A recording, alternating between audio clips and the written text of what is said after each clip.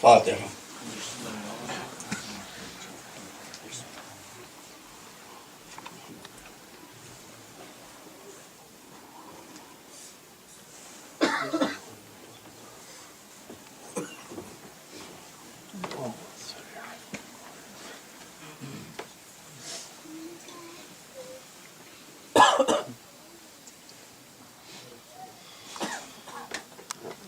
اعوذ باللہ السمیع العلیم من الشیطان اللعین الرجیم، بسم اللہ الرحمن الرحیم، الحمد للہ رب العالمین، والصلاة والسلام علی سیدنا و نبینا و شفیعنا بالقاسم محمد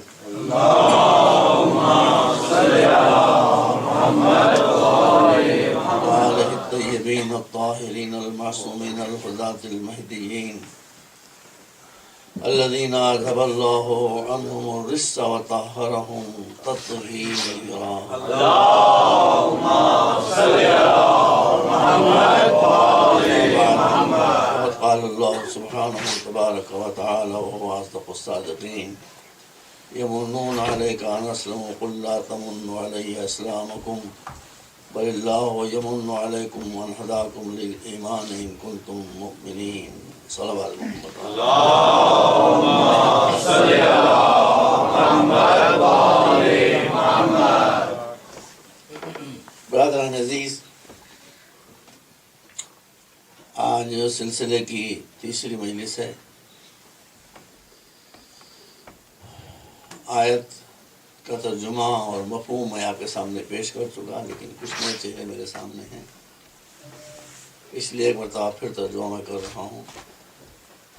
ارشاد الہی ہو رہا ہے قرآن مجید میں کہ مسلمانوں کا ایک گروہ وہ بھی ہے کہ جو اسلام لانے کے بعد احسان جتاتا ہے۔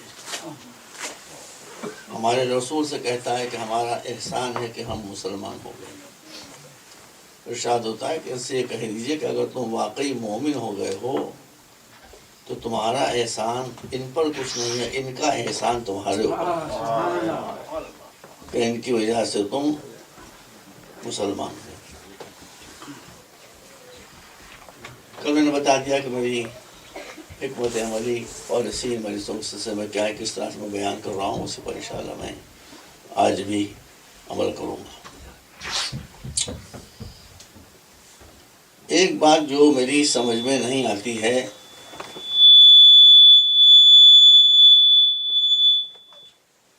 وہ یہ ہے کہ اللہ قرآن میں ارشاد فرماتا ہے، پہلے آپ قرآن کو سمجھ لیجیے۔ دیکھیے، عام طور پر یہ بات کہی جاتی ہے جو صحیح ہے کہ قرآن وہ کتاب ہے کہ جو دنیا میں سب سے زیادہ پڑھی جاتی ہے۔ صحیح بات ہے، زبانی لوگ پڑھتے ہیں، دیکھ کر پڑھتے ہیں۔ کون مسلمان ہے جو نماز نہ پڑھتا اور نماز میں جو سورہ پڑھتے ہیں وہ قرآن ہی ہے؟ تو بات غلط نہیں کہی جاتی، لیکن سوال یہ پیدا ہوتا ہے کہ قرآن آپ کسی میوزیم میں کبھی جا کر دیکھیے کس کس طرح کے قرآن موجود ہیں، کتنی کتنی خوبصورت رائٹنگز میں قرآن مجید موجود ہے، کتنے کتنے خطوط میں قرآن مجید موجود ہے۔ میں نے خود دیکھا ہے زمرد کے پانی سے لکھے ہوئے قرآن موجود ہے، سونے کے پانی سے لکھے ہوئے قرآن موجود ہے۔ لندن میں ایک صاحب تشریف لائے، سردی کے دوران چسٹر پہنے ہوئے تو وہ یوں آ رہے تھے جیسے کچھ چھپائے ہوئے، اور واقعی بھی چھپانے کی چیز تھی۔ میں نے ان سے پوچھا کیا چھپایا؟ کہ قرآن۔ تو میں نے کہا قرآن چھپانے کا نہیں، یہ قرآن چھپانے والا۔ میں نے کہا کیوں؟ انہوں نے چسٹر کھول کے دکھایا، پورا قرآن سونے کے اور ورقوں پر لکھا ہوا، وہ تقریباً 3-3.5 کلو سونا تھا، تو ظاہر ہے کہ اس کو چھپا کے چلتے۔ اور کن کن لہجوں میں پڑھا جاتا ہے، کیا کیا ہے، سب آپ کو معلوم ہے قرآن۔ نصارہ نے میوزیم حیدرآباد میں زبردست میوزیم ہے، میں نے دیکھا وہاں قرآن رکھا ہوا ہے جو حروف عربی میں جو الفابیٹ زیادہ استعمال ہوتے ہیں، جیسے واو ہے، الف ہے، یہ وغیرہ ہے، اس میں اگر آپ نے مثلا واو ہے، واو کے اوپر پہلے پیج پر آپ نے پن رکھی، اس کو انسرٹ کریں تو آخری پیج تک واو واو واو واو سنگ جاتا ہے۔ کتنی محنت کی ہے، کتنی محنت کی بھائی، میں نے خود دیکھا قرآن۔ لیکن مزے کی بات یہ ہے کہ قرآن کے بارے میں مسلمانوں نے اتنے فن دکھائی دیے، اتنے فن دکھائے، مگر خود قرآن کہتا ہے کہ جب حشر کا میدان ہوگا، قرآن اپنے بارے میں کہہ رہا ہے کہ قرآن یہ فریاد کرے گا، رسول یہ فریاد کریں گے، یا رب ان قوم اتخذوا ھذا القرآن مہجورا، رسول یہ فریاد کریں گے کہ میری امت نے قرآن کو پیٹھ کے پیچھے ڈال دیا، جبکہ ہونا یہ چاہیے تھا، جیسے میں نے کل عرض کیا تھا آپ کے سامنے، مولانا فرمایا علی بن طالب نے اذا اشتبہت علیکم الامور فعلیکم بالقرآن، جب کسی معاملے میں کنفیوژن ہو جائے تو سیدھے قرآن کے پاس جائے۔ تو بات کیا ہوئی؟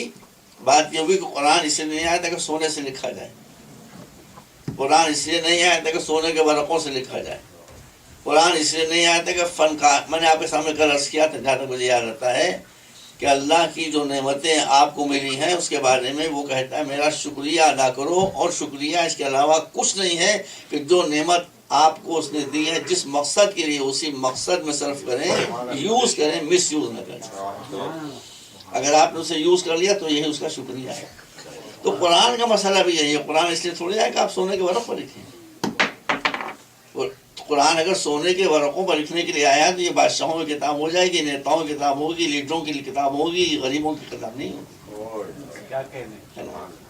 یہ فن دکھانے کے لیے اس لیے آیا ہے کہ زندگی کے مسائل میں، زندگی کے مشکلات میں ہمیشہ قرآن کی طرف آپ رجوع کریں، اور جو قرآن کہے اس کو فالو کریں۔ تو یہ ہوا قرآن کی پیروی۔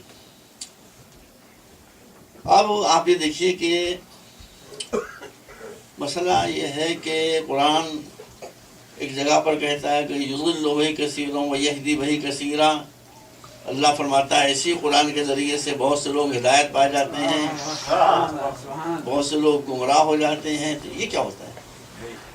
وہ قرآن گمراہ کرنے کے تھوڑی آیا ہے، مگر قرآن گمراہ کرتا ہے۔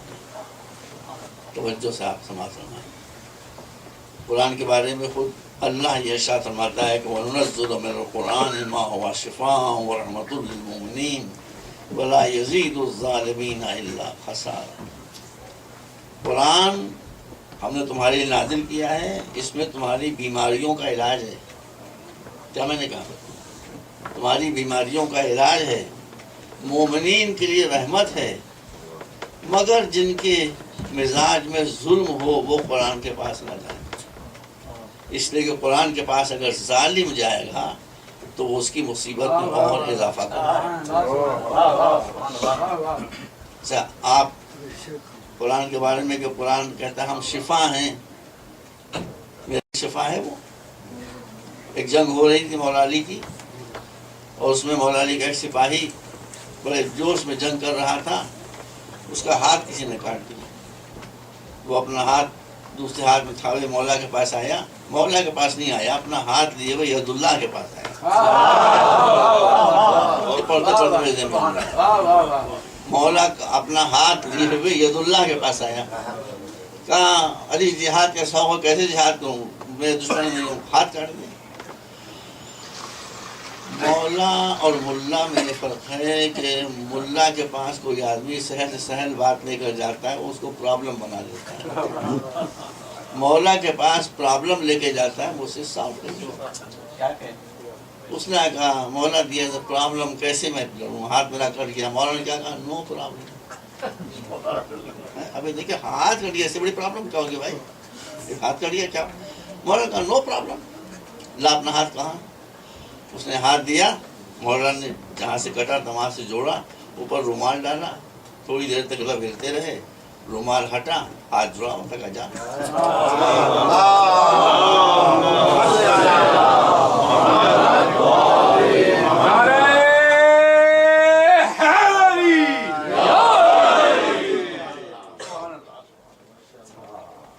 یہ میں نے کیوں کہا، ہر بات میں مڑک ہے، پتہ نہیں مڑک آپ سمجھتے بھی نہیں سمجھتے۔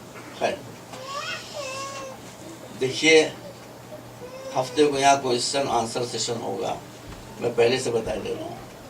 ممکن ہے کہ کوئی ایسا کوئسچن کیا جائے کہ میں جواب دینا مصلحت نہ سمجھتا ہوں، تو میں جواب نہیں دوں، پہلے سے بتا دوں۔ یہ مثال سامنے آپ کے موجود ہے۔ قرآن مجید نے کہا ہے کہ یا ایھا الذین آمنوا لا تسألوا عن اشیاء ان تبد لکم تسؤکم، اے صاحبان ایمان ہمارے رسول سے ایسے سوالات نہ کرو کہ ان سوالات کا جواب دے دیا جائے تو مصیبت میں پھنس جاؤ۔ یہاں وہی مسئلہ ہو، ابھی تیرا ہاتھ جڑ گیا، جاؤ جہاد کرو۔ اس نے کہا یہ بتائیے آپ نے پڑھا کیا؟ مولا علی سے پوچھا آپ نے کیا پڑھا؟ کہا تجھ کو اس سے کیا تعلق ہے، کیا پڑھا؟ ہاتھ تمہارا جڑ گیا، جاؤ۔ کہا نہیں بتائیے۔ اب کہ بتائیے بتائیے بتائیے۔ مولا نے کہا میں بتاؤں گا تو نقصان ہو جائے گا تیرا، بتانے مجھے حضور نہیں، تیرا نقصان ہو جائے گا۔ کہا نہیں بتا دیے چاہے میرا نقصان ہو جائے، یہی ہوتا ہے، یہی ہوتا ہے۔ مولا نے کہا میں تو کچھ بھی نہیں پڑھا، سورۃ الحمد پڑھا تھا۔ سورۃ الحمد جو نماز میں پہلے آپ پڑھتے ہیں الحمدللہ رب العالمین، کہا یہ سورہ میں نے پڑھا تھا۔ اس نے کہا بس، ادھر اس نے بس کہا، ادھر ہوا کھٹ، ہاتھ جو تھا وہ الگ ہو گیا۔ یہ کیا بات ہوئی؟ دیکھیے اب جتنا جتنا زمانہ آگے بڑھتا جا رہا ہے ہماری مشکلیں حل ہوتی ہیں، ہر مشکل جو سامنے آتی ہے اس کو ٹیکنالوجی حل کر دیتی ہے۔ ایک زمانہ وہ تھا کہ ٹیلیفون ایجاد نہیں ہوا تھا، ٹیلیفون ایجاد ہو گیا، پھر موبائل ایجاد ہوا، اب وائس ایکٹیویٹڈ موبائل ایجاد ہو گئے ہیں جس پر ڈائل کرنے کی ضرورت ہی نہیں ہے، پش بٹن سسٹم ہی نہیں ہے۔ آپ نے ایک سوئچ آن کر کے اور کسی کا نام لیا کہ مجھے اس سے بات کرنا ہے، مثلا اب یہاں سب سے دور سے آئے عشرت صاحب، میں نے کہا مسٹر عشرت، اس نے ملا دیا، بات ہو رہی۔ آپ دور سے کھڑے دیکھ رہے تھے، آپ نے کہا یہ تو خوب بات ہے بھائی، اس میں تو اب جانتے ہیں ہندوستانی حضرات، پاکستانی کو نہیں کہوں گا، ہندوستانی حضرات ان کے مزاج میں بےمانی ہوتی ہے، وہ کہیں تو فری میں ٹیلی فون ہو جائے گا۔ اب وہ جب کہیں چلے گئے تو وہ آ کے بیٹھے اس کے پاس، اب وہ لکھنؤ میں یا دہلی میں یا بمبئی میں کسی آدمی کو بار بار فلاں مسٹر فلاں، وہ چپکا بیٹھا ہوا ہے، وہ چپکا بیٹھا ہوا ہے نا۔ کیوں ہے یہ؟ اس کا میکینزم یہ ہے کہ آپ کسی کا نام لیں گے وہ ملا دے گا، لیکن وہ آپ کی آواز کو بھی پہچانتا ہے۔ وہی نام آپ لیں گے وہ نہیں ملائے گا، جو اس کا اونر ہے جب وہ نام لے گا تو فوراً ملا دے گا، اس لیے کہ وہ آواز کو بھی پہچانتا ہے۔ آپ کی میں ایمان کو تازہ کرنا چاہتا ہوں۔ ابھی ہمارے یہاں تحفۃ العلماء میں مفاتیح الجناح میں لکھا ہوا ہے اس مقصد کے لیے یہ دعا پڑھو، اس مقصد کے لیے یہ دعا پڑھو، اس مقصد کے لیے یہ دعا پڑھو۔ آپ کا ہم تو سینکڑوں مرتبہ پڑھتے، مراد پوری نہیں ہوتی، تو مراد کیسے پوری ہوگی؟ آپ کی آواز کو اللہ پہچانتا ہی نہیں۔ جن کی آوازیں وہ پہچانتا ہے، جب اس کو وہ اپنی آواز میں تلاوت کرتے ہیں اس کا اثر ظاہر ہوتا ہے۔ صلوات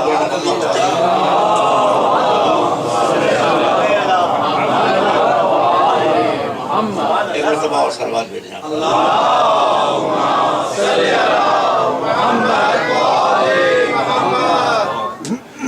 اب قرآن کیا کہتا ہے؟ قرآن کہتا ہے کہ میں آیتیں پڑھتا جاتا ہوں، کچھ خاموش میسیجز ہیں جو میں دیتا رہتا ہوں، خاموش میسیج جو میں بتا دوں آپ کو، میں اتنی آیتیں پڑھتا ہوں کیوں ہے؟ اس لیے کچھ حضرات کا خیال یہ ہے کہ شیعوں کی نحوست یہ ہے کہ ان کو قرآن یاد نہیں ہوتا،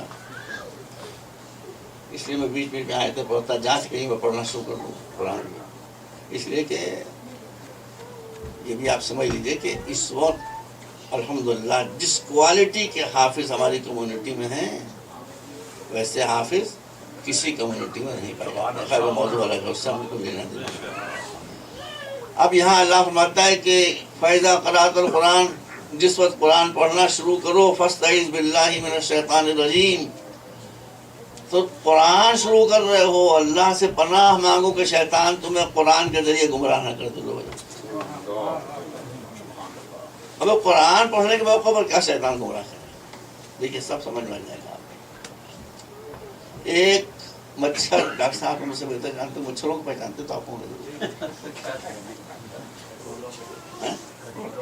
کھٹمل، وہ کھٹمل بنے رہی ہے، مچھر نہ ہوئی ہے، اسی میں آپ ہی جائے۔ ایک اور دفعہ صلوات بھی جاتے ہیں۔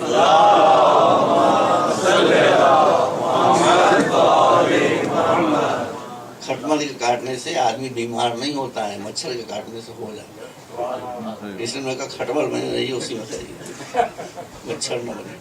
اچھا تو ایک مچھر ہے جو نیا نکلا ہے، پتہ نہیں کہاں سے آیا ہے، اس کو ہندوستان میں ڈینگو کہتے ہیں، پاکستان میں ڈینگی کہتے ہیں۔ اللہ نے وہ ڈینگو ہے کہ ڈینگی جو ہے وہ کاٹ کے تھوڑی مصیبت ہے، بچنا علاج کرنا مشکل ہو جاتا ہے۔ میں نے بتایا آپ سے کہ قرآن میں کہے گا ڈر ہے، جو قرآن پڑھو تو پہلے شیطان سے پناہ مانگو کہ وہ قرآن جلدی تمہیں گمراہ نہ کر دے۔ تو جتنے مچھر ہیں آپ مجھ سے بہتر جانتے ہوں گے، ماسکیٹوز، وہ گندے پانی پر بیٹھتے ہیں۔ یہ مچھر جو ہے ڈینگو یا ڈینگی والا، یہ صاف شفاف پانی پر بیٹھتے ہیں۔ جو زیادہ خطرناک مچھر ہوتے ہیں وہ صاف پانی ہی پر بیٹھتے ہیں۔ قرآن بھی ایک چشمہ آب حیوان ہے، یہاں بھی ملاؤں کے بیٹھنے کا اندیشہ ہے۔ قرآن کی خطا کچھ نہیں ہے، یہ سب عاجز ہیں لوگوں سے، یہ کوئی شیعہ سنی مسئلہ تھوڑی ہے، سب عاجز ہیں ملاؤں۔ کیا ڈاکٹر صاحب تشریف فرما ہے، ڈاکٹر نقوی صاحب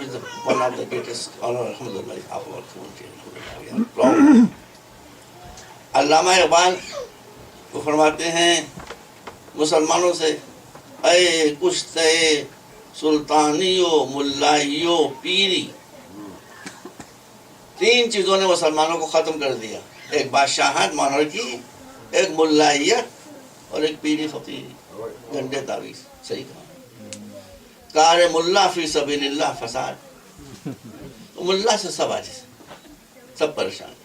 خیر، تو اب ارشاد ہے کہ جب قرآن پڑھنا شروع کرو تو پہلے اللہ سے پناہ مانگو کہ وہ شیطان کے شر سے تم کو محفوظ رکھے۔ کیوں؟ اب بات سے بات نکل دیا۔ اللہ کہاں ہے؟ قرآن میں کہ ان ربی علی صراط مستقیم، میرا رب صراط مستقیم پر ہے۔ رسول کہاں ہے؟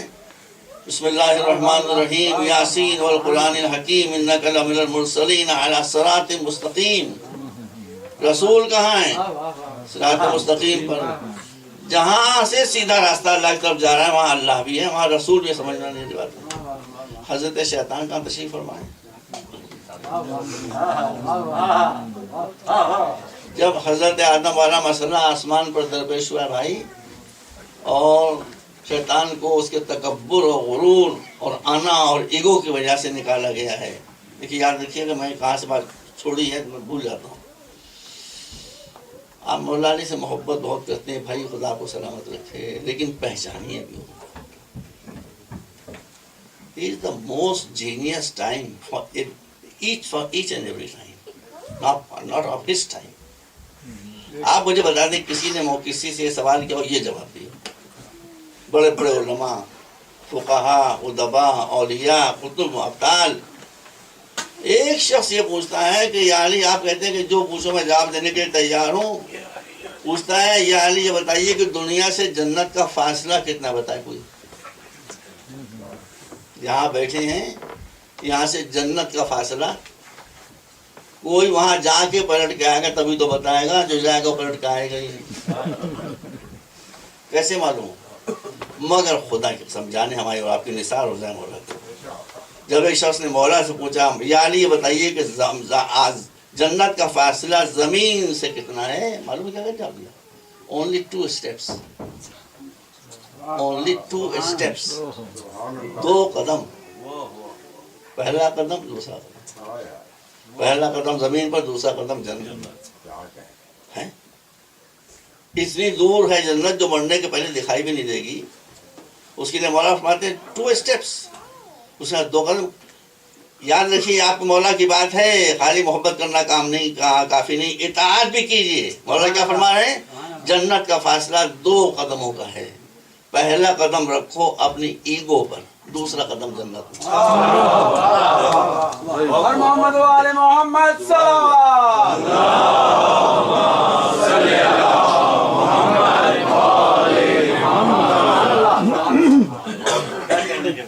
کیونکہ انسان جتنے گناہ کرتا ہے وہ ایگو کی وجہ سے ہوتے ہیں۔ جب اپنے کو خالق کے مقابلے میں کچھ سمجھتا ہے کہ میں بھی کچھ ہوں، تبھی گناہ کی وہ ہمت ہے۔ تو مولا فرمایا کہ جنت جانے کے لیے صرف 2 قدم ہے، پہلا ایگو اپنی انا پر رکھو، دوسرا قدم تمہارا جنت میں ہوگا۔ صلوات پر محمد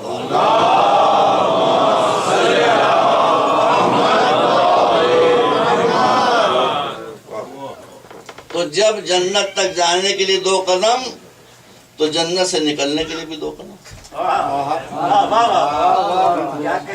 اگر انا کو کچل دیا تو دوسرا قدم جنت میں ہے. انا پیدا ہو گئی، انا پیدا ہو گئی، ایگو پیدا ہو گئی، تو جنت سے نکالنے کے لیے بھی 2 قدم ہو. یہی ہوا. جہاں تک میرا حافظہ ساتھ دے رہا ہے، جو دھارمک پستکیں کتابیں میں نے پڑھی ہیں، قرآن مجید جو میں نے پڑھا ہے، انا کے معنی ہے ایگو، آئی. یہ جملہ سب سے پہلے کس کی زبان پر آیا؟ شیطان. انا خیرم. جتنے جھگڑے پیدا ہوتے ہیں وہ اسی انا سے پیدا ہوتا ہے کہ میں بہتر ہوں، وہ بہتر نہیں ہے. انا خیرم. اللہ نے کہا نکل جا میرے یہاں سے، نکل جا میرے یہاں سے. اگر میں تفصیل پڑھوں گا تو جو باتوں پیش کرنا ہے اس کا وقت ختم ہو جائے گا. واقعی آپ سب جانتے ہی ہیں. اللہ نے کہا نکل جا. اس نے کہا کہ جا رہا ہوں. تو میں نے امام جعفر صادق کا ارشاد ہے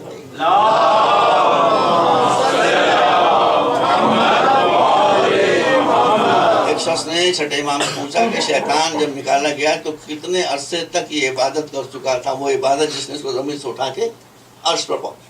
اب ہم کیا جانے بھائی، وہی بتا سکتے ہیں. میں عرض کر چکا آپ سامنے اس کی کے ریفرنس سے کہ یہ ہستیاں کائنات کی پیدائش سے پہلے سے موجود تھیں، سب ان کے سامنے بنا ہے.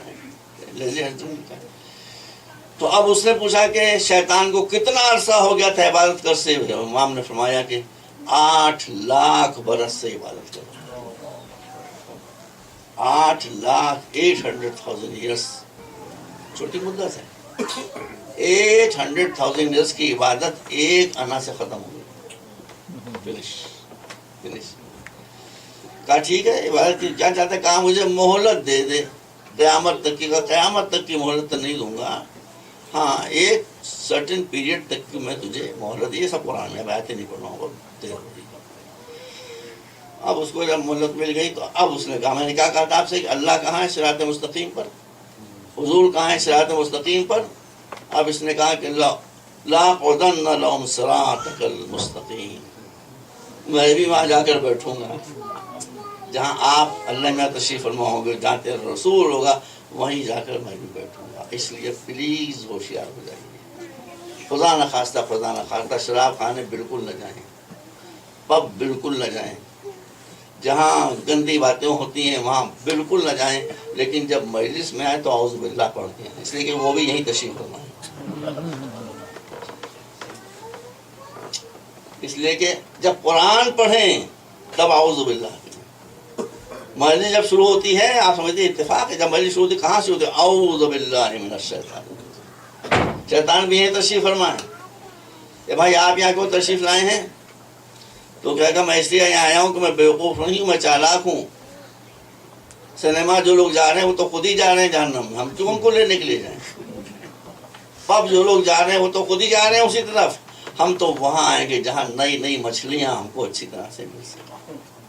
اس لیے وہ بھی یہاں تشریف فرمائے. اس بات کا آپ حضرات خیال رکھیے، ہیں بڑے خطرناک حضرت، بڑے خطرناک. خدا محفوظ رکھے ان کے شر سے.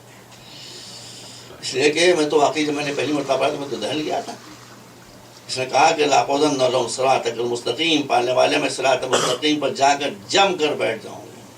ثم لآتینہم من بین ایدیہم ومن خلفہم وعن ایمانہم وعن شمائلہم فلا تجد اکثرہم شاکرین. اور خالی سیدھے راستے پر جا کر جم کر بیٹھ نہیں جاؤں گا. کوئی مجھے پہچان کر اگر بائی پاس کرنا چاہے گا میں بھی کھڑا ہو جاؤں گا. سیدھے سامنے سے آ کے راستہ روک لوں گا، مجھے دیکھ کے پیچھے بھاگے گا پیچھے سے آ کے راستہ روک لوں گا. رائٹ سائڈ میں بھاگے گا ادھر سے راستہ روک لوں گا، لیفٹ سائڈ میں جائے گا ادھر سے راستہ روک لوں گا. چاروں طرف سے گھیر لوں گا، تیرے بندوں کو نکلنے نہ دوں گا. بھیا میں نے پہلی مرتبہ جہاد پڑھی تو تو دم نکل گیا. اتنا خطرناک وجود جس نے معلوم کس کس کو بہکا دیا، کہاں کہاں بہکا دیا، مرتے وقت بہکا دیا. وہ کہہ رہا ہے کہ ہم سامنے سے راستہ روک لیں گے، ادھر سے راستہ، ادھر سے ادھر سے. قرآن بھائی یہاں پر ہو گیا خاموش. ہمارے ڈاکٹر صاحب کی قرآن ماشاء اللہ بہت یاد ہے. قرآن یہاں پر ہو گیا خاموش. اب جب قرآن صامت خاموش ہوا تو میں قرآن ناطق کے پاس پہنچا. اللہ کی کتاب تو یہاں چپ ہو گئی، اسی لیے چپ ہوئی کہ آپ اہل بیت سے بے نیاز نہ ہونے پائیں. جہاں قرآن چپ ہو جائے گا بات کو آگے بڑھانے کے لیے صرف اور صرف رسول کے اہل بیت آگے بڑھیں گے، کوئی اور آگے نہیں بڑھے گا. اب میں پہنچا مولانا مشکل میں پھنسا، یہ کم بخت ادھر سے بھی راستہ روک رہا ہے، ادھر سے بھی ادھر سے بھی، کیسے نجات ہوگی؟ مولانا نے کہا گھبراؤ نہیں، ہم تم کو بتاتے کیسے نجات ہوگی۔ جہاں قرآن چپ ہو وہاں سے پڑھنے بات کہا جب شیطان نے یہ کہا کہ میں سامنے سے راستہ روکوں گا، پسے پشت سے آ کر راستہ روک لوں گا، دہنی طرف سے آ کر راستہ روک لوں گا، بائیں طرف سے آ کر راستہ روک لوں گا، تو اللہ نے فرمایا کہ میرے حقیر بندے، تو نے میری طرف آنے والوں کا راستہ روکنا چاہا لیکن پھر بھی تجھ سے چوک ہو گئی۔ اس نے کہا مجھ سے کیا چوک ہوئی؟ کہا تجھ سے چوک یہ ہوئی کہ تو سمجھتا ہے کہ ڈائریکشن 4 ہوتے ہیں، ادھر ادھر ادھر ادھر 4 ہی ہوتے ہیں، مگر 2 اور بھی ہوتے ہیں، اوپر اور نیچے۔ تو تیرے بہکانے کے بعد جو توبہ کے لیے ہاتھ اٹھا دے گا اسے بخش دوں گا، جو سر سجدے میں رکھ دے گا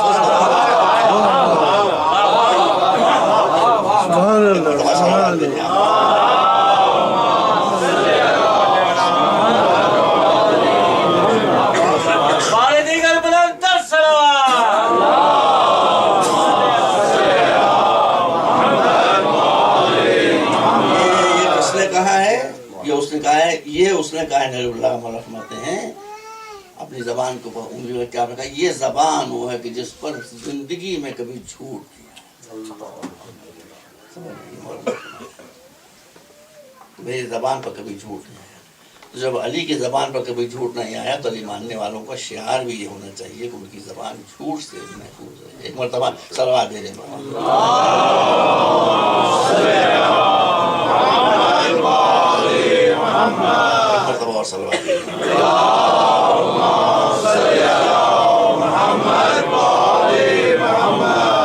آپ کو یاد ہوگا کہ کل و پرسوں کی وجہ سے میں نے عرض کیا کہ جہاں سے ہمارا دین شروع ہوتا ہے وہیں پر معاملہ گڑبڑ ہے۔ میں نے عرض کیا کہ آپ اللہ اللہ کرتے رہیے لیکن اللہ کا نام کچھ نہیں ہے، نہ اس کا کچھ نام ہے نہ ہو سکتا ہے۔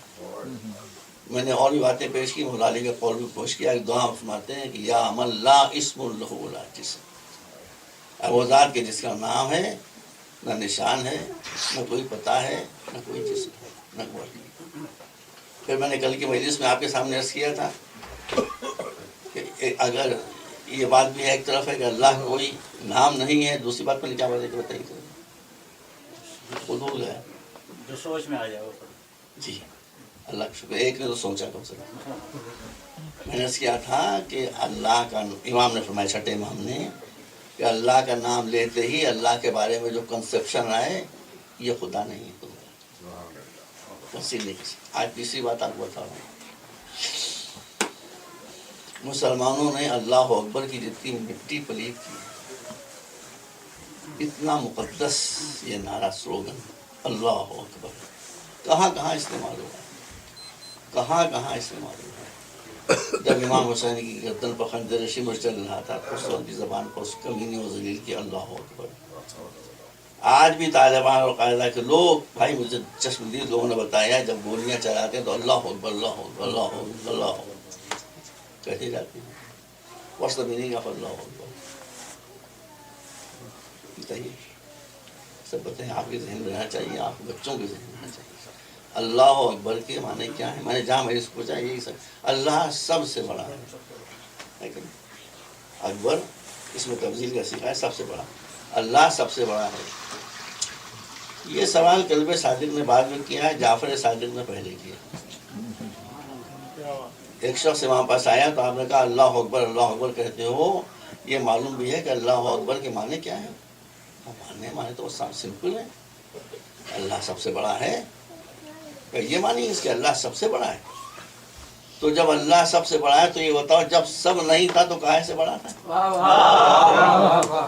یہ بھیا آپ کے کوئی نہیں پہنچ سکتا، کوئی پکڑ نہیں، کیا غلط بات کہی؟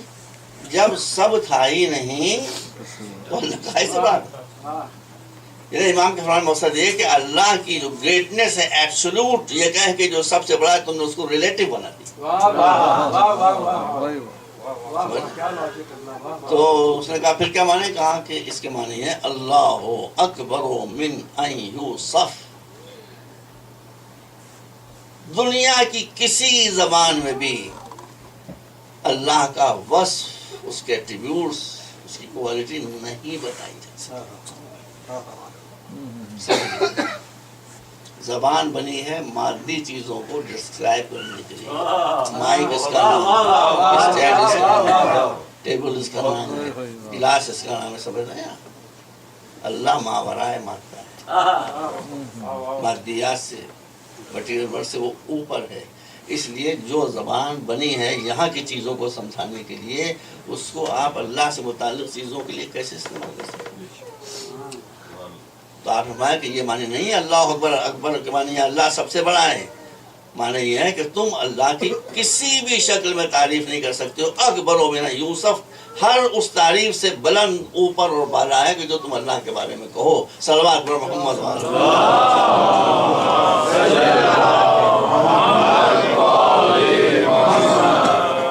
مولا کائنات حضرت علی علیہ السلام بلند صلوات۔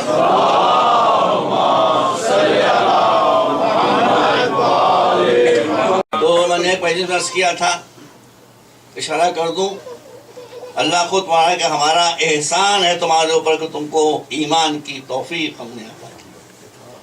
اس کی عادت ہے احسان، اس کی سنت ہے احسان۔ چند منٹ سنیں، چند منٹ سنیں۔ آپ لوگ شکوہ بھی کرتے ہیں، صحیح شکوہ آپ کا۔ اللہ تو اپنے کو مولانا رازق کہتا ہے کہ اتنے لوگ بھوکے کیسے ہیں؟ سب سے زیادہ بھوکے میرے ملک میں ہیں۔ آپ کو معلوم نہیں ہوگا، بتا دوں آپ کو، جا کے انڈین ایمبیسی بتائیے کہ میں پہنچ سکوں۔ آفیشل فیگرز یہ ہیں کہ 40 کروڑ ہندوستانی بھوکے ہیں۔ 40 کروڑ، 400 ملین ہندوستانیوں کو پیٹ بھر کے کھانا نہیں ملتا، تو یہ کیسا رازق ہے؟ وہ رازق تو صحیح ہے۔ رزق میں کمی نہیں ہے۔ یہاں مجلس میں جتنے بھی حضرات ہیں، 150 200 مثلا جتنے بھی ہوں، بی بی ایم ہیں وہاں بیٹھی ہوئی۔ ایک مجلس میں نے اسپانسر کی، تبرک لے کر آیا، 400 کیک لے کر آیا وہاں سے، اور میں نے کہا میرا بانٹنا مناسب نہیں ہے، بھائی آپ کو دیا، میں نے کہا آپ بانٹ دیجیے، آپ بڑے خوش اخلاق تھے، جتنے آپ کے دوست سے ان سب کو آپ نے 4 5 5 کیکس، بعد میں شارٹیج ہو گئی، تو میری خطا ہے کہ ان کی خطا؟ اللہ کی طرف سے خدا کی قسم رزق میں کوئی کمی نہیں ہے، مگر یہ بانٹنے والے ہیں جو گیہوں کو سڑا دیتے ہیں، پبلک کو نہیں دیتے ہیں۔ میں ہندوستان کی بات کر رہا ہوں، ہندوستان میں جو گوڈاؤنس ہے اس میں گیہوں سڑ جاتا ہے، کروڑوں ٹن تقسیم نہیں کیا جاتا۔ اور ماشاءاللہ جو بڑے بھائی تشریف فرمائے پہلو میں، آپ سمجھ گئے، بڑے بھائی، ان کے یہاں جب گیہوں زیادہ ہوتا ہے تو منڈی میں نہیں آنے دیا جاتا، اس کو سمندر میں ڈبو دیا جاتا۔ تو اللہ کی طرف سے رزق میں کوئی کمی نہیں ہے، وہ رزاق ہے، اور آپ کو دیکھنا ہے کہاں کہاں وہ رزق پہنچاتا ہے۔ پھر مولا علی، مجھے یاد آ رہی بات کو آگے بڑھاتا ہوں، مولا علی فرماتے ہیں کہ اللہ وہ اللہ پاک ہے کہ جو ان چھوٹے چھوٹے جراثیم تک کو رزق فراہم کرتا ہے جو چٹانوں کے اندر چھپے ہوئے ہیں۔ ان کو تو ہم دیکھ نہیں سکتے، آپ کو دیکھا ہے، اپنے کو دیکھا ہے۔ عالم چنا یاد ہے آپ کو؟ اور ہوں 8 فٹ سے زیادہ پر تھا اس شخص کو، تھا بھائی، مگر یہ بتائیے 8 فٹ سے زیادہ قد والا عالم چنا جب ماں کے وomb میں تھا تو کتنا بڑا تھا؟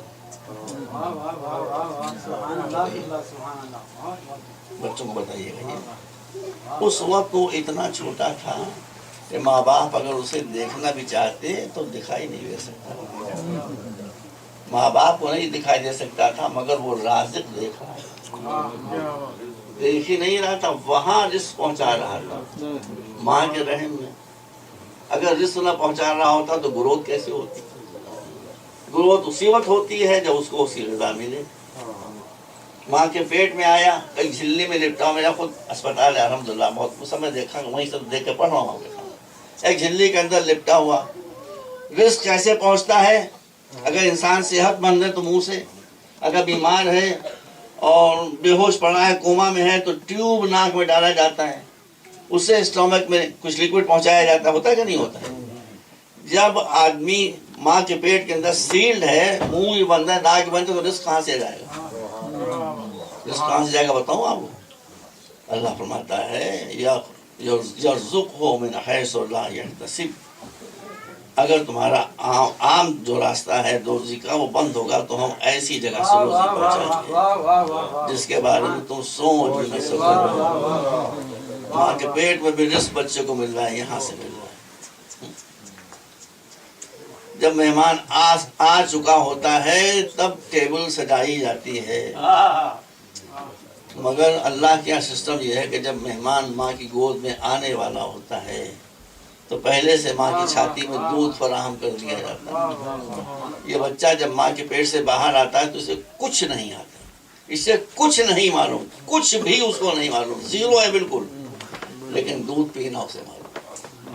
اس کا مطلب یہ کہ اس کی حکمت کی تقاضا یہ ہے کہ بچے کے گود میں آنے سے پہلے وہ رزق فراہم بھی کر دے اور بچے کو کچھ نہ یاد دلائے مگر دودھ پینا سکھا جائے، تاکہ اس کے زیر انتظام ایک معمولی 6 دن کا بچہ بھی، 6 گھنٹے کا بچہ بھی بھوکا اور پیاسا نہ رہنے پائے۔ صلوات پر محمد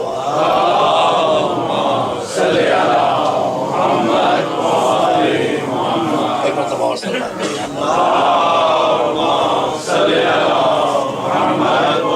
یہ ساری باتیں میں نے کیوں کہیں آپ کے سامنے؟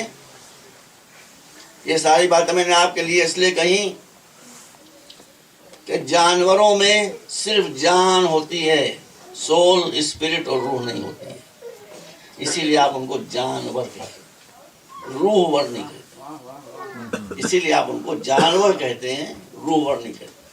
انسان میں جان کے ساتھ ساتھ روح بھی ہوتی ہے۔ یہ اتنی دیر جو میں نے آپ کا بھیجا چاٹا ہے وہ کیوں چاٹا تھا؟ کہ آپ سے میں سوال کرنا چاہتا ہوں کہ آپ انصاف سے بتائیں، وہ اللہ جو جسم کی غذا ہر منزل پر انسان کو پہنچا رہا ہو، وہ روح کی غذا سے انسان کو محروم کیسے کرے؟ یہ سب بات میں نے اس لیے کی تھی، تو اس نے روح کی غذا کا بھی انتظام کیا۔ قرآن کیا ہے؟ روح کی غذا۔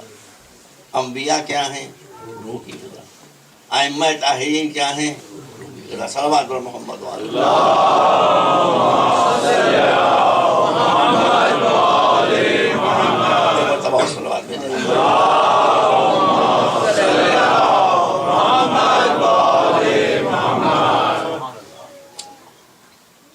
ہمارے بھائی اللہ ان کو سلامت رکھے، کچھ ہم میں زیادہ فرق نہیں ہے بھائی، وہ سین سے ہم شین سے، 3 نقطے کو تو فرق ہے، اور تو فرق بس 3 نقطوں کا فرق ہے، اور نہیں کوئی۔ تو وہ یہ کہتے تھے کہ ہم کسی پر اٹیک نہیں کریں، لیکن اپنی ڈیفینس تو ہم بات کر ہی سکتے ہیں، کسی برا ماننے کی بات بھی نہیں بھائی۔ وہ یہ کہتے ہیں کہ آپ جن اماموں کو مانتے ہیں، امامت کا ذکر قرآن میں ہوتا ہے، امام جو آپ کے ہیں ان کے بارے میں قرآن میں کچھ بیان ہوا ہوتا، قرآن میں تو بیان ہے نہیں۔ بیان تو ہے، ذرا سا گہرائی میں جانے کی ضرورت ہے، ذرا سا گہرائی میں جاننے کی ضرورت ہے۔ پھر مولا علی مجھے یاد آ رہے ہیں، وہ فرماتے ہیں کہ حضور، اس لیے حضور کی بعثت کا سبب یہ تھا، حضور کو جو پروفٹ پیغمبر بنایا گیا اس کا ایک سبب یہ تھا کہ اللہ چاہتا تھا کہ اس کے بندے جو چھپے ہوئے خزانے ہیں عقل کے، اس کو قریت کر نکالیں۔ تو عقل کے خزانے قریت کر نکالیں گے تو امام کی تلاش بھی آپ کو قریدنا پڑے گی، پھر چہرہ سامنے آ جائے گا۔ کل میں نے جو آئے بات شروع کی تھی وہ اسی، لیکن ٹائم ختم ہو گیا تھا، اس لیے میں مجبور ہو گیا، میں نے بات کاٹ دی۔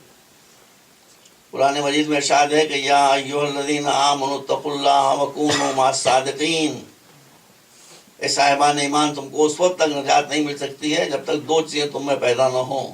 ایک، تمہارا کردار بہت ساؤنڈ ہو جائے، بکاؤ مال نہ بنو۔ دوسرے، ہر دور میں سچوں کو پہچانو اور ان کے دامن سے بچو۔ اب سچوں کو ہم کیسے پہچانیں؟ اس کے لیے میں نے حوالہ شروع کیا۔ کل میں نے آپ کے سامنے عرض کیا تھا کہ جب نجران کے نصارہ آئے ہیں اباہلا ہوا تو آیت کیا ہوتی تھی؟ فَقُلْ تَعَالَوْا نَدْعُوا أَبْنَاءَنَا وَأَبْنَاءَكُمْ وَنِسَاءَنَا وَنِسَاءَكُمْ وَأَنفُسَنَا وَأَنفُسَكُمْ ثُمَّ نَبْتَهِلْ فَنَجْعَلْ لَعْنَةَ اللَّهِ عَلَى الْكَاذِبِينَ۔ آج بات کو آگے بڑھا ہوں، یا میں نے چھوڑ دیا تھا، وقت ہو گیا۔ کاذب کیسے کہتے ہیں؟ جھوٹے کو۔ پورے قرآن کو پڑھ لیجئے، کافروں پر لعنت کی گئی ہے، ظالموں پر لعنت کی گئی ہے، فاسقوں پر لعنت کی گئی ہے، منافقوں پر لعنت کی گئی ہے، کاذبوں پر، جھوٹوں پر کہیں لعنت نہیں گئی ہے سوائے آیا مباہلہ۔ میں بہت دستیزہ باندھ کر جو مرض کر رہا ہوں وہ صحیح ہے۔ کاذبین پر لعنت صرف آیا مباہلہ میں ہوئی ہے۔ تو اب ایک بات میں پوچھتے رہتا ہوں اپنے بھائیوں سے کہ آپ دن کو کیسے پہچانتے ہیں؟ اگر رات نہ ہوتی تو دن بھی سمجھ میں نہ آتا، اور اگر دن نہ ہوتا تو رات سمجھ میں نہیں آتی۔ ہر شے اپنی ضد سے پہچانی جاتی ہے۔ تو وہ صادقین، وہ سچے جن سے قرآن نے متمسک ہونے کا حکم مسلمانوں کو دیا ہے، اگر ان کو پہچاننا ہے تو پہلے جھوٹوں کو پہچانیے، اور جب جھوٹے دکھائی دے جائیں تو یہ دیکھیں کہ ان کے مقابلے میں کون آیا۔ جو ان کے مقابلے میں آئیں گے وہی صادقین کا مصداق ہوں گے۔ کوئی اختلاف بات تو نہیں سنی بھائیوں سے؟ تو سنی حضرات مجھے فرمایا کہ اللہ جب کاذبین پر لعنت کرا تو کاذبین کون ہیں؟ کاذبین ہیں نجران کے نصارہ کرسچن، جو لعنت الہی کا مستحق قرار پا رہے اس وقت تک جب تک مسلمان نہ ہو جائیں۔ تو اب اگر رات کے ذریعے دن کو پہچانا جاتا ہے تو اگر صادقین کو پہچاننا ہے، دیکھیے ان کے مقابلے میں کون آ رہا ہے۔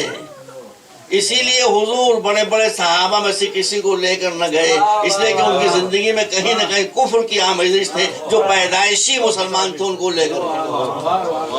کون کون گیا؟ صرف محمد مصطفیٰ، صرف مولا علی، صرف بی بی فاطمہ، صرف امام حسن اور صرف امام حسین، ان کے علاوہ کوئی نہیں گیا۔ اس کا مطلب ہے کہ وہ اگر کاذبین ہیں تو جو ان کے مقابلے میں آئے وہ صادقین۔ اور جب صادقین طے ہو گئے تو اب پانسا پلٹیے۔ جب صادقین کو آپ نے پہچان لیا تو اب کوئی بھی جب ان کے مقابلے میں آئے گا تو وہ کاذبین کا مصداق ہوگا۔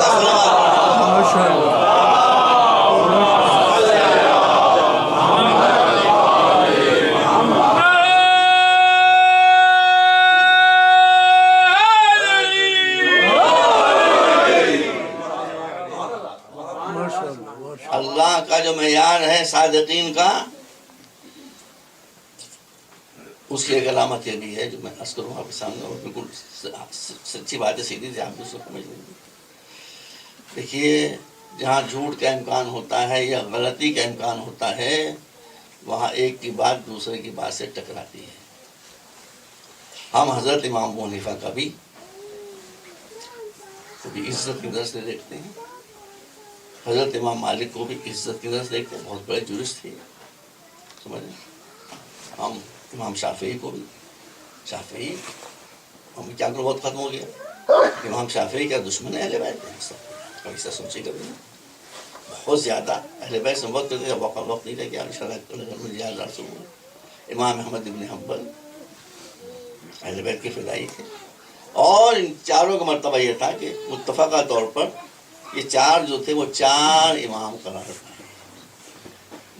چار امام جو قرار پائے تو اگر ان میں سے ایک امام کی بات دوسرے سے ٹکرا نہ رہی ہوتی تو چار مسلح کیسے بن گئے؟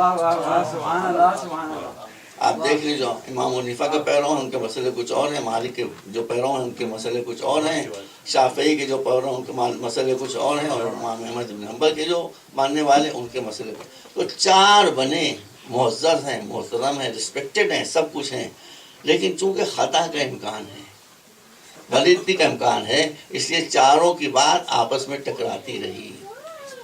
جن کو اللہ بناتا، جن کو انسان بناتا ہے، ان کی یہاں یہ مشکل ہوتی ہے کہ وہ آپس میں ٹکراتے رہتے ہیں، لیکن جن کو اللہ بناتا ہے ان کی یہاں یہ بات نہیں ہوتی۔ جو ایک کہتا ہے وہی دوسرا کہتا ہے، وہی تیسرا کہتا ہے، وہی چوتھا کہتا ہے، وہی اول کہتا ہے، وہی آخر کہتا ہے۔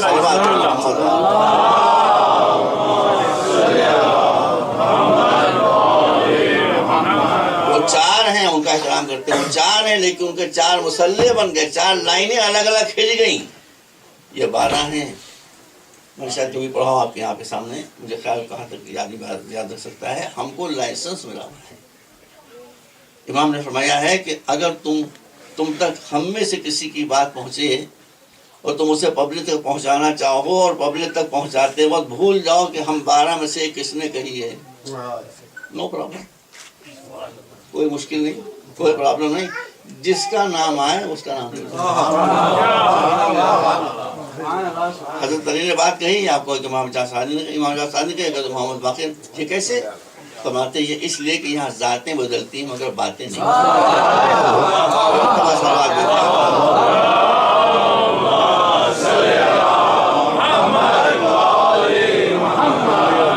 ایک مرتبہ اور سلوات بھیجیں.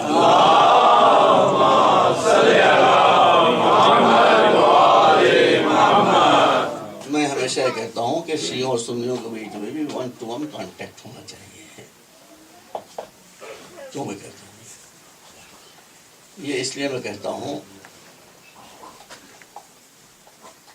کہ ایک ہم سب کا دشمن بیٹھا ہوا ہے جس کی ادنا اور اعلیٰ خواہش یہی ہے کہ مسلمانوں میں اتحاد نہ پیدا ہونے.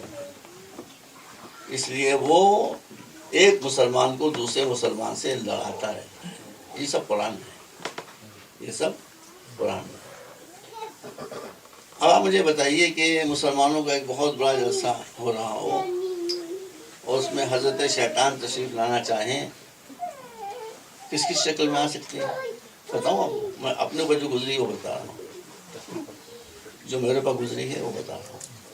6-7 سال پہلے بس فضالی بخت بنگلور میں آل انڈیا مسلم پرسنل لا بورڈ کا جلسہ ہو رہا تھا. یہ سارے مسلمانوں کی مشترکہ تنظیم ہے، بہت افیکٹو ہے اسے. اس کی بات میں بھی اس میں شامل ہوں، سارے فرقے اس میں شامل ہیں. آپ نے نام سنا ہوگا، دہلی میں جمعیت علماء کے صدر تھے مولانا اسعد مدنی، بہت مشہور، بہت بڑے عالم تھے اہل سنت میں، مولانا اسعد مدنی. ایسی گزری ہے میرے اوپر کہ میں کیا آپ کو بتاؤں. اب بنگلور میں بھرا ہوا مجمع، ہزار لوگ ہر فرقے کے موجود ہیں میدان میں، اور میرا نام پکارا گیا تقریر کے لیے.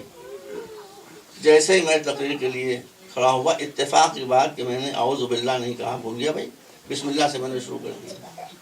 میں نے ابھی بسم اللہ الرحمن الرحیم کہا ہی تھا کہ میرے سامنے جو مجمع بیٹھا تو وہ بے چین لگا، کچھ اٹھنے لگے، جسے گھبرا گئے کیا ہوا کیا.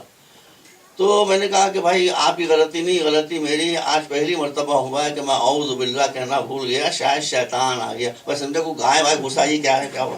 جیسے ہی میں نے بلّہ اشرتا بلّہ جیسے ہی میں نے کہا کہ میں نے اعوذ باللہ نہیں کہا تو معلوم ہوتا کوئی شیطان آ گیا. میں دیکھا کہ اسد مدنی صاحب نکلتے ہوئے چلے گئے. ارے میں نے کہا اتنا لوگ ہنسے ہیں. اب مجھے کیا خبر کہ یہ آنے والے ہیں، وہ اسی بتا رہے تھے ان کے آنے کی وجہ سے لوگ ادھر سے ادھر ہل رہے تھے. تو میں نے کیا کہ اعوذ باللہ میں نے نہیں کہا، شاید شیطان آ گیا. تو شیطان جب آئے گا کسی مجمع میں، وہ نہیں شیطان ان کو کہہ رہا ہوں، بہت بڑے عالم تھے. یہ بتائیے کہ مسلمانوں کے مجمع میں جب شیطان آئے گا دھوتی باندھ کے آئے گا؟ مسلمانوں کے مجمع میں جب شیطان آئے گا قشقا لگا کے آئے گا؟ مسلمانوں کے مجمع میں جب شیطان آئے گا چوٹی رکھ کے آئے گا؟ جی نہیں، ہوشیار ہو جائیے.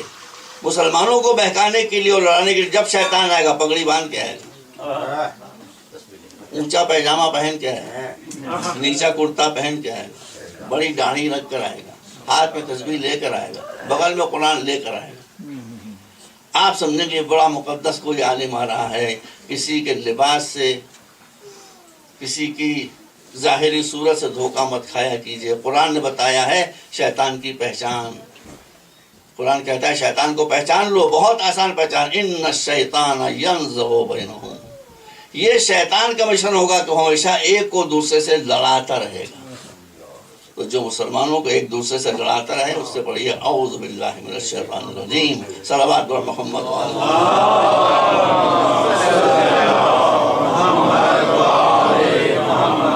بس برادر عزیز، صاحب کا وقت شروع ہو چکا ہے اور فضائل کا وقت ختم ہو گیا. دیکھیے شیطان کیسے کیسے بہکاتا ہے.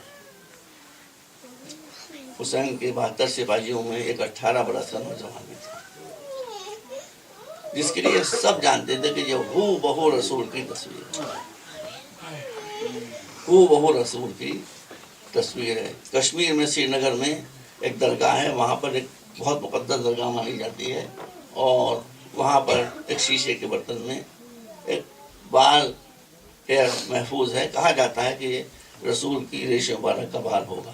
اب ہے کہ نہیں اللہ بہتر جائے، لیکن اس کو وہ تقدس حاصل ہے. ایک مرتبہ وہ چوری ہو گیا تو کشمیر میں زلزلہ آ گیا تھا. بال کا اتنا احترام اور رسول کے جگر کا گوشہ. رسول کی صورت، رسول کی تصویر، رسول کی آواز، رسول کی چال، رسول کے کردار سے ملتا جلتا کردار. اور اگر کسی کو نہیں بھی معلوم تھا تو حسین جب اکبر جا رہے تھے کہہ دیا اللہم اشہد علی ہؤلاء القوم، میرے معبود گواہ رہنا اب وہ بچہ جاتا ہے پہ جان دینے کے لیے تیرے دین کے لیے، جو صورت میں، سیرت میں، رفتار میں، گفتار کے میرے نانا کی تصویر تھا. میرے معبود جب ہمیں نانا کے دیکھنے کا اشتیاق ہوتا تھا تو ہم علی اکبر کو اپنے پاس بلا کر علی اکبر کے آئینے میں اپنے نانا کا جمال دیکھ لیا. بس عزیزان حسین، یہ بچہ حسین کے پاس آیا جب سب شہید ہو گئے، حضرت عباس بھی شہید ہو گئے، صرف ایک 6 مہینے کا بچہ رہ گیا. اس کے پہلے علی اکبر آئے، آنے کے بعد کہا کہ بابا اب مجھے بھی جہاد کی اجازت ہو. حسین اذن جہاد نہیں دیتے. بڑی مشکل سے حسین تیار ہوئے تو کہا جاؤ جا کر پہلے اپنی پھوپھی زینب سے اجازت لے لو، اس لیے کہ زینب نے تم کو پالا ہے اور اولاد سے زیادہ تمہارا خیال رکھو. عزیزوں، میں یہاں پر ایک بات آپ کے سامنے عرض کرنا چاہتا ہوں. تاریخ میں یہ ملتا ہے کہ جب امام زین العابدین دنیا میں تشریف لائے ہیں تو امام حسین نے امام زین العابدین کو اسی بچپن کے عالم میں ایک سفید کپڑے میں لپیٹنے کے بعد مسجد نبوی کے محراب میں لے جا کر رکھ دیا اور کہا کہ میرے پالنے والے یہ بچہ میں تیرے حوالے کرتا ہوں. اس امام کو محراب مسجد نبوی میں رکھنے کے بعد امام پلٹ کر آ گئے تو علی بن ابی طالب آگے بڑھے اور آگے بڑھ کر اس بچے کو یعنی امام زین العابدین کو اپنی گود میں اٹھا لیا. کہا معبود میں اس بچوں کو تیرے دروازے سے لے کر جا رہا ہوں، اس بچے کی پرورش میں کروں گا. ہو گیا. جب دوسرا بچہ پیدا ہوا جس کا نام علی اکبر کہا جاتا ہے، وہ صحیح ہے، اس وقت بھی امام حسین نے یہی کیا کہ غسل دینے کے بعد سفید کپڑے میں لپیٹ کر محراب مسجد نبوی میں رکھ دیا. کہاں پڑھنے والے یہ بچہ بھی تیری نظر ہے. وہاں زینب نے اٹھایا اور کہا کہ یہ بچہ تیری بارگاہ سے میں لے کر جاتی ہوں، اس بچے کو میں پالوں گی اور پوسوں گی اور اپنے بچوں سے زیادہ محبت کروں گی. اور واقعی زینب نے اپنے بچوں سے زیادہ علی اکبر کا لحاظ رکھا. اسی لیے حسین نے کہا جاؤ اور جا کر پھوپھی سے اجازت لے لو اور ماں سے اجازت لے لو. سب سے اجازت لے کر یہ شہزادہ پلٹ کر آیا تو آنے کے بعد کہا کہ میں سب سے اجازت لے کر آ گیا. حسین نے کہا ٹھیک ہے جاؤ، خدا حافظ. جوان بیٹا، خوبصورت بیٹا، حسین بیٹا، بہادر بیٹا گھوڑے پر سوار ہوا اور لشکر پیشر صاحب کا رخ کیا. گھوڑے کو چھوڑا، گھوڑا بہت تیزی سے دوڑتا ہوا میدان کربلا کی طرف چلا. لیکن تھوڑی دیر کے بعد حسین کو محسوس ہوا کوئی پیچھے دوڑتا ہوا آ رہا ہے. علی اکبر کو محسوس ہوا تو پیچھے دوڑتا آ رہا ہے. پلٹ کر دیکھا کہ میرا ضعیف باپ کمر پکڑے ہوئے دوڑتا چلا آ رہا ہے. حسین زمین پر منہ کے پھل گرے. علی اکبر گھوڑے سے اترے. کہا کہ بابا آپ تو مجھے رخصت کر چکے.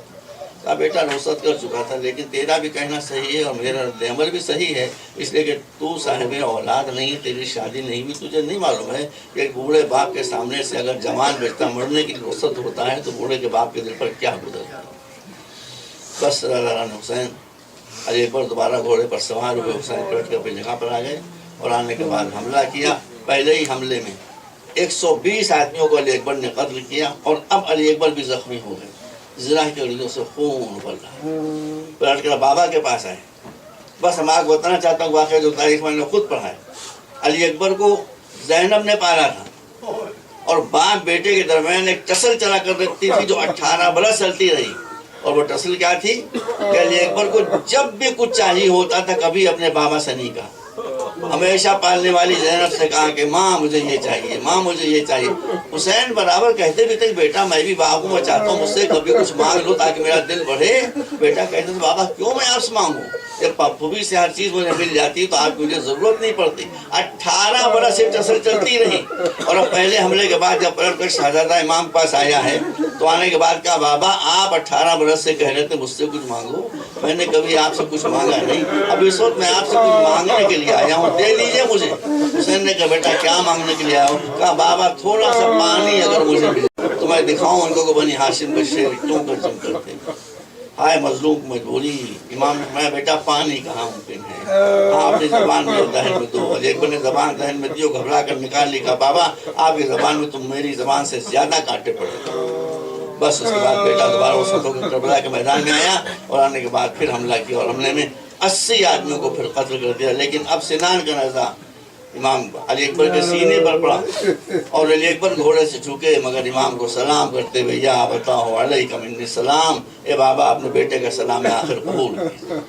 دیکھیے عزیزوں، تھوڑی دیر پہلے جب علی اکبر سوار ہو کر پہلے حملے کے لیے جا رہے تھے تو میں نے ابھی پڑھا آپ کے سامنے کہ حسین دوڑتے ہوئے چلے، لیکن علی اکبر کی آواز سننے کے بعد اب حسین کا عالم یہ ہوا کہ حسین چلے تو مگر پتھروں سے ٹکراتے ہوئے، وہ ہنستے ہوئے، کبھی گرتے ہیں کبھی اٹھتے ہیں اور فرما رہے ہیں بیٹا بیٹا بیٹا ایک مرتبہ مجھے اور آواز دو، اس لیے کہ تمہاری شہادت سے میری آنکھوں کی روشنی ختم ہو گئی، مجھے راستہ نہیں دکھائی دیتا۔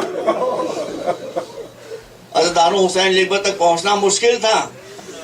ہم جو دلدل نکالتے ہیں، زلجھانا نکالتے ہیں، ہم پوجا نہیں کرتے ہیں۔ یہ سنی بھائی سن لیں ہم سے اچھی طرح سے، ارے ہم گھوڑے کی پوجا کیا کریں گے؟ ہم تو گھوڑے پر سوار ہونے والے کی پوجا نہیں کرتے، ہم تو حسین کی پوجا نہیں کرتے، ہم تو رسول کی پوجا نہیں کرتے، مگر گھوڑوں نے وہ کام دکھایا ہے کربلا میں کہ ہم احسان کا بدلہ احسان ہے، اس لیے ہم ان کی شبیہ نکالا کرتے۔ علی اکبر کے گھوڑے نے جب دیکھا کہ حسین اس طرح سے آ رہے ہیں تو ایک مرتبہ وہاں سے دوڑتا ہوا چلا، آ کر حسین کی ابا کا دامن تھام کر کھینچتا ہوا لایا اور آ کر جوان کی لاش کے سامنے حسین کو رکھا۔ اور جس ختم ہو رہی ہے عزاداروں، جوان بیٹے نے بوڑھے باپ کے سامنے دم توڑا۔ حسین صبر کے ساتھ دیکھتے رہے، لاش اٹھانا چاہیے مگر اٹھ نہ سکے۔ کھڑے ہوئے دیکھا خیمے کی طرف سے کچھ نوجوان کچھ بچے نکل آئے، کہا آؤ آ کر اپنے بھائی کی لاش اٹھاؤ۔ ان بچوں نے لاش اٹھائی، لا کر خیمے کے در پر رکھی۔ مستند روایت ہے یہ کہ اس طرح سے بے چین ہو کر حسین کبھی روئے نہیں۔ علی اکبر کی لاش خیمے کے در پر رکھ کر بآواز بلند روئے۔ آواز اتنی بلند تھی کہ زینب نے بھی سن لی، بیویوں نے سن لی، رقیہ نے سن لی، ام کلثوم نے سن لی، ساری بیویاں نکل کر آ گئیں۔ پڑھنے کے بعد دعا محمدہ والیہ کے نعرے بلند ہو رہے ہیں علی اکبر کے جنازے کے چاروں طرف۔ زینب نے بی بی زینب نے تھوڑی دیر کے بعد دیکھا کہ علی اکبر کے چاروں طرف رقیہ آ گئی ہیں، ام کلثوم آ گئی ہیں، سکینہ آ گئی ہیں، فاطمہ آ گئی ہیں، مگر ماں تو ہے ہی نہیں۔ بی بی نے خیال کیا کہ شاید ماں کو خبر نہیں کہ اس کے لال کا جنازہ آ گیا ہے۔ فضہ کو بلایا، فضہ علی اکبر پر ماتم کرنے کے لیے فضہ کی ماں لیلا نہیں آئی ہے، شاید اس کو بھی پتہ نہیں چلا۔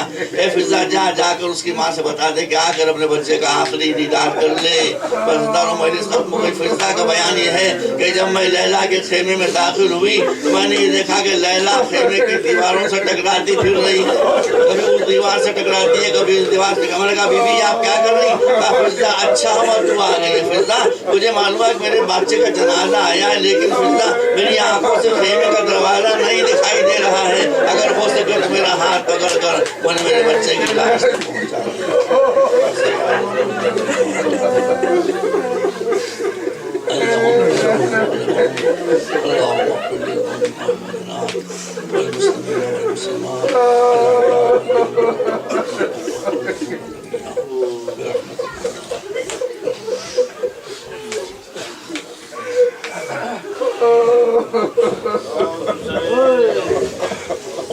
Hussein, Hussein, Hussein, Hussein.